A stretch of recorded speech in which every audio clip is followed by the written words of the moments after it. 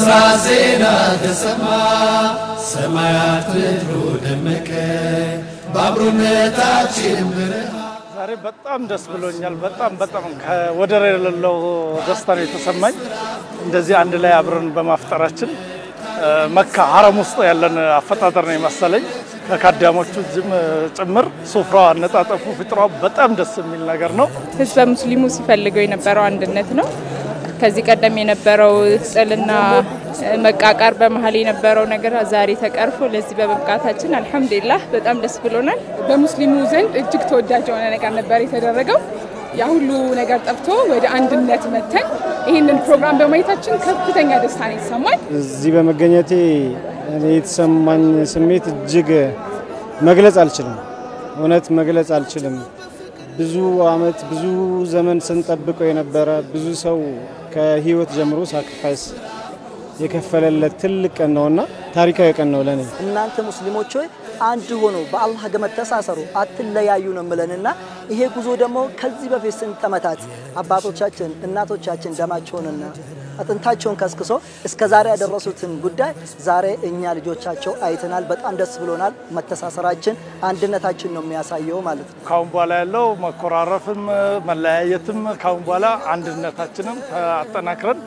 ዲናችንን ሀገራችንን አንድ ላይ ምናበለጽግ ይሆናል ብዬ አስባለሁ ካሁን በኋላ ድጋሚ ጠብ ይመጣል ብዬ አላስብም ተጀምሯል ጠቅላይ ሚኒስትሩ ጀምረውታል በጽዳት ጀምረናል መስጊድ መተው ያጸዳሉ እኛም ደግሞ ቤተክርስቲያን ሄደን እናጸዳለን ይሄን ተሰስራችን ከበፊትም የነበረ ነው አሁንም ይቀጥላል ወደፊትም የሚኖር ነገር ነው ሁሉም ይሄንን ነገር ይሄን የመጣውን አንድነት ለማስጠበቅ ሁሉም ሰው የራሱን አስተዋጽኦ ማድረግ አለበት ፍቅርን መቻቻልን አንድነታችንን በተለያየ መልኩ ማሳየትና